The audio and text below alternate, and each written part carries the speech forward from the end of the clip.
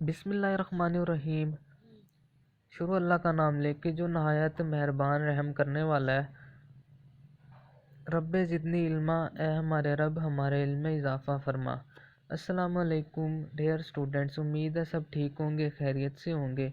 तो आज का मेरा जो टॉपिक है वो रेस्पिरेटरी सिस्टम से रिलेटेड है। इसमें हम रेस्पिरेटरी सिस्टम की बेसिक एनाटॉमी को रिवाइज करेंगे।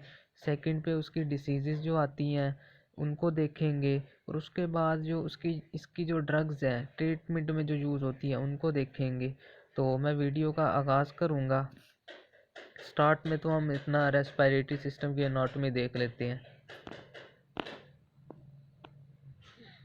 रेस्पिरेटरी सिस्टम की एनाटॉमी आप देख सकते हैं, सिंपल है। आपका माउथ है, माउथ के साथ नेज़ल कैविटी है जहाँ से हम एयर को इंटर करते हैं अपनी बॉडी में, और साथ में फेरेंक्स है, फेरेंक्स के नीचे लैरिंक्स है, लैरिंक्स के साथ ब्रोनकाई है, ब्रोनकाई आगे फर्दर डिवाइड होती है ब्रोनक्यूल्स में, जो आपको छोटी छोटी लाइनें नज़र आ रही हैं। उसके बाद ब्रोनक्यूल्स आगे फर्दर डिवाइड होती है एल्वलाई में, जो आप फर्स्ट ईयर में भी पढ़ के आए हुए हैं। The basic structural and functional unit of lungs is called alveoli, जिनको हम आम अल्फाज में एयर सैक्स भी कहते हैं।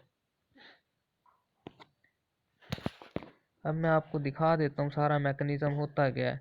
ये अब आप देख सकते हैं, इसमें इंस्पायर्ड एयर आ रही है रेड कलर की लाइन में हमारे लंग्स में, और जो एक्सपायर्ड एयर है जो हम जिस्म से बाहर निकाल रहे हैं, जो कार्बन डाइऑक्साइड की फॉर्म में है, वो नीली शक्ल में जिस्म से बाहर जा रही है।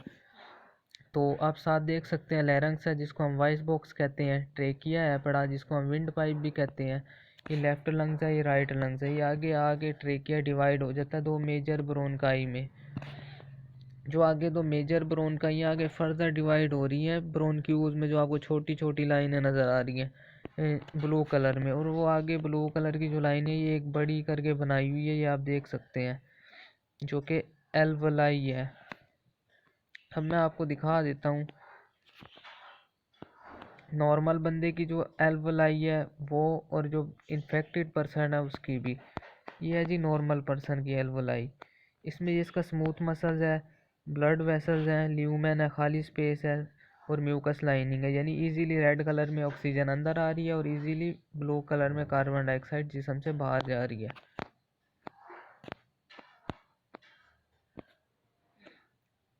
अब आ जाते हैं इन्फेक्टेड पर्सन की।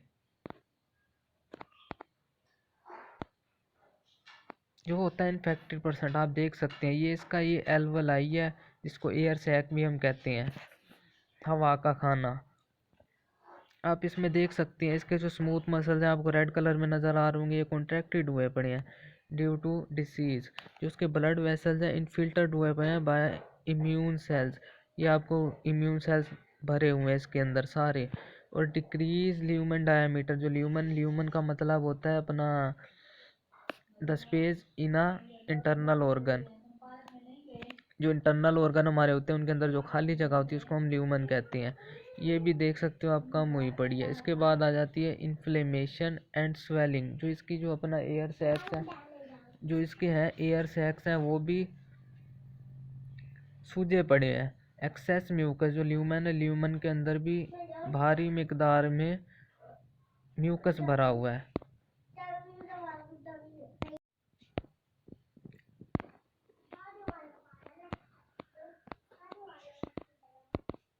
उम्मीद है आपको नॉर्मल बंदे की रेस्पिरेटरी सिस्टम के नोट में भी समझ आ गई होगी, और जो पैथोलॉजी है बड़ी एस्थमा वाले पेशेंट की वो भी आपको समझ आ गई होगी। अब आपको आगे इसको समझना, जो एस्थमा है, कफ है, जो इसकी डिसीज़ है, कोई मुश्किल बात नहीं। अगर आपको ये छोटी सी कहानी समझ आ गई है तो आगे चलते हैं।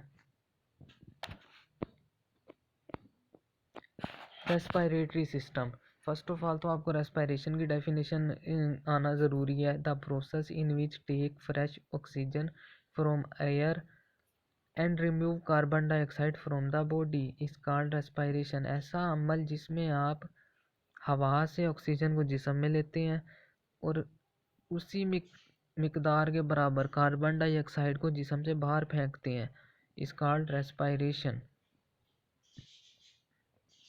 तो आगे चलते हैं डिसीज़ के बारे में। The basic 3 types of disease हैं बड़ी जो रेस्पिरेटरी सिस्टम के हवाले से हमारे सिलेबस में मेंशन की हुई हैं, जो बुनियादी हैं।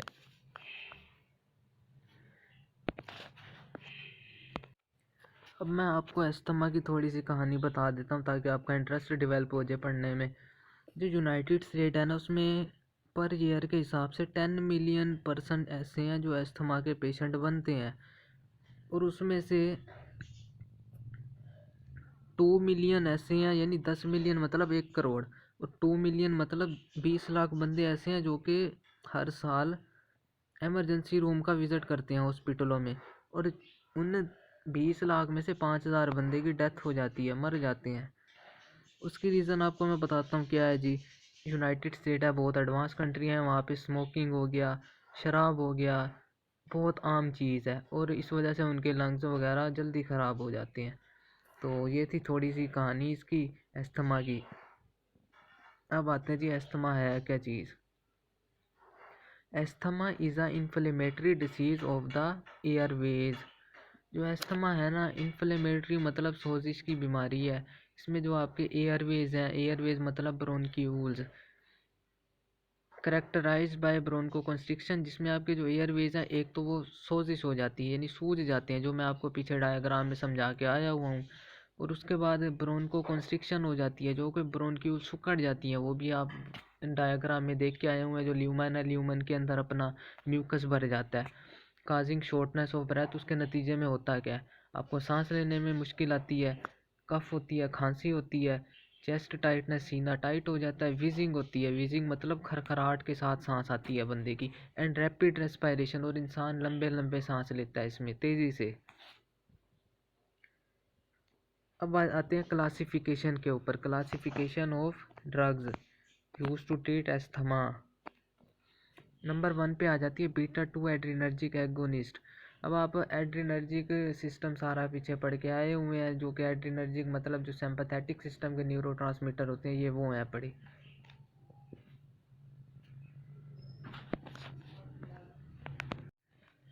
आपको पता है आपका जो एड्रीनर्जिक सिस्टम है ये किस टाइम एक्टिवेट होता है। Sympathetic system fight and flight mode में एक्टिवेट होता है जी। जब ये एक्टिवेट होता है तो आपकी ब्रोन को डायलेशन हो जाती है, वैसो कंस्ट्रिक्शन हो जाती है, यानी आप तेज़ी से सांस ले सकते हैं उस कंडीशन में। तो आप ऐसी दवाई देंगे जिससे आपका सिंपैथेटिक सिस्टम एक्टिवेट हो जाए और ब्रोन को डायलेशन हो जाए।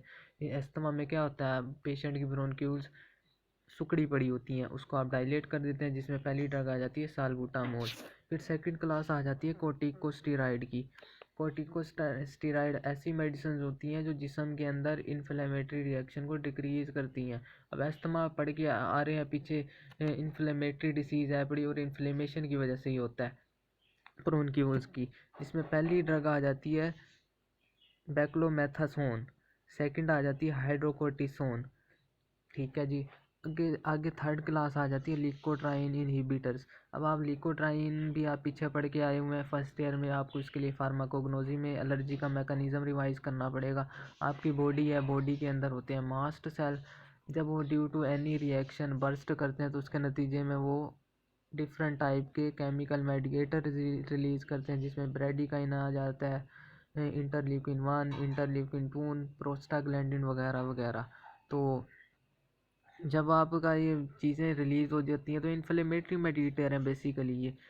तो आप सिंपल क्या करोगे, लिकोट्राइन इनहिबिटर रख दे दोगे, जिससे लिकोट्राइन का मैकेनिज्म सप्रेस हो जाएगा मास्ट सेल के अंदर, और ये ऑटोमेटिकली इन्फ्लेमेटरी रिएक्शन आपकी बॉडी में रुक जाएंगे और अस्थमा ट्रीट हो जाएगा। फोर्थ क्लास आ जाती है ब्रोंकोडाइलेटर, जिसमें सिंपल है, ये ऐसी दवाई है जो सीधा जाके ब्रोनक्यूल के ऊपर एक्ट करती है और उनको जाके डायलेट कर जाती है, कोई लंबी इसकी कहानी नहीं है। जिसमें आ जाता है थियोफाइलिन। उम्मीद है आपको क्लासिफिकेशन समझ आ गई होगी। ये बातें हैं डिटेल के ऊपर। इसमें पहली ड्रग है बीटा 2 एड्रीनर्जिक एगोनिस्ट।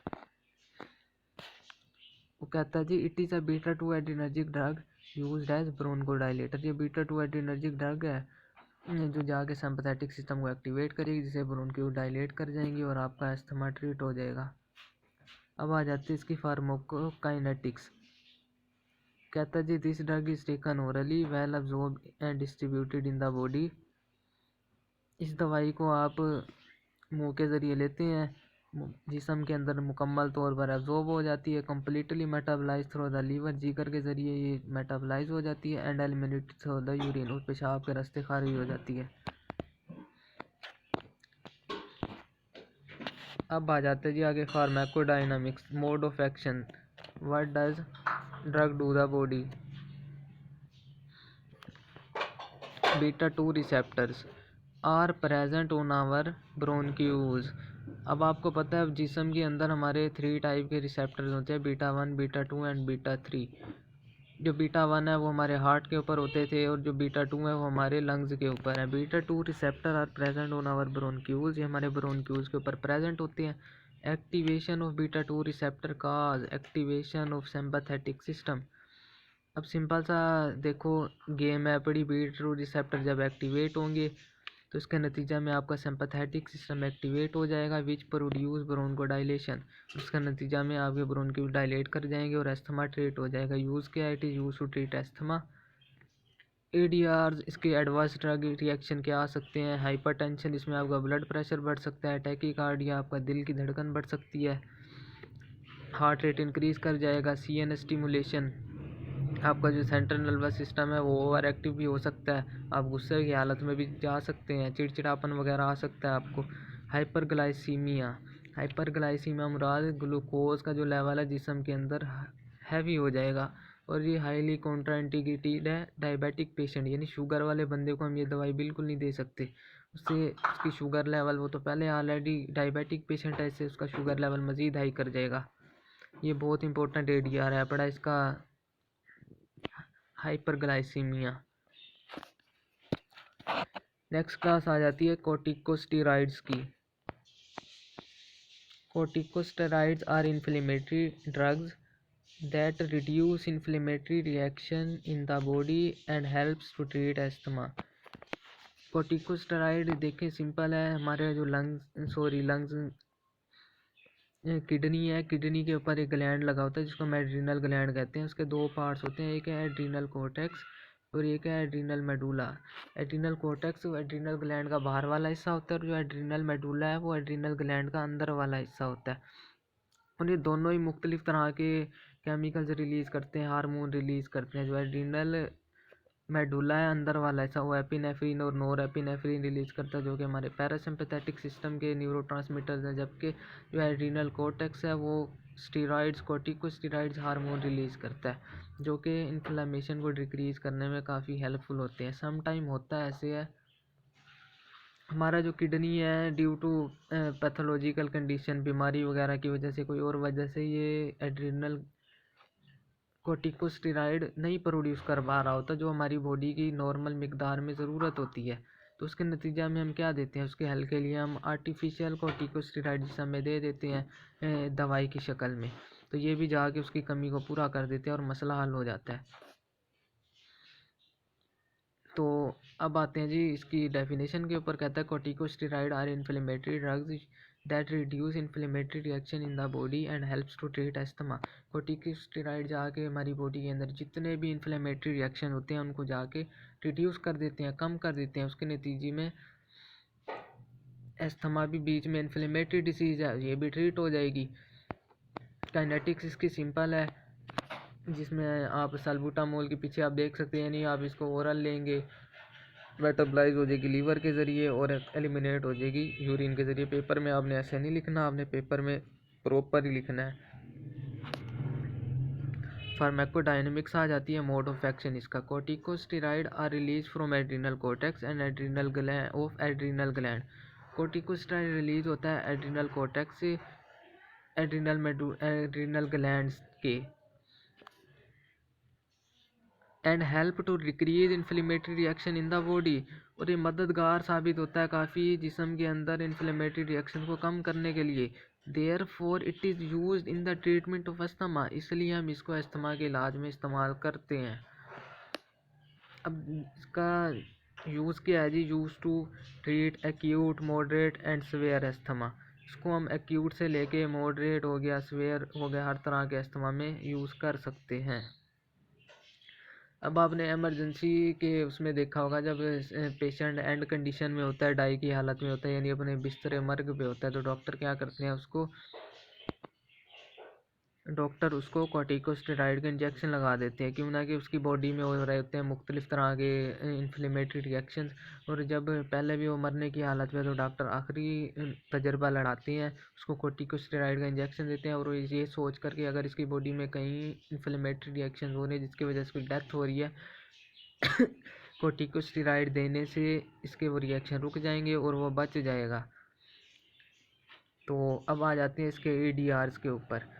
एडीआरस में क्या आ जाता है इसका, डिक्रीज वाउंड हीलिंग। अब देखो, जो वाउंड्स हैं कब हील करता है, जब आपकी बॉडी में केमिकल रिएक्शन होता है, उसके नतीजे में आपका, यानी आपका ब्लड क्लॉट बनता है, उसके बाद हेपरिन आता है वगैरह वगैरह, ये अलग टॉपिक है, जिसके नतीजे में आपका वाउंड हील कर जाता है। जीआईटी रिलेटेड डिसऑर्डर आ सकता है, जिसमें आपको डायरिया हो सकता है, कॉन्स्टिपेशन हो सकता है, वोमिटिंग हो सकता है, और स्किन रिएक्शंस हो सकते हैं, जिसमें आपको स्किन रैशेस आ सकते हैं, एलर्जी हो सकती है, खारिश हो सकती है वगैरह वगैरह।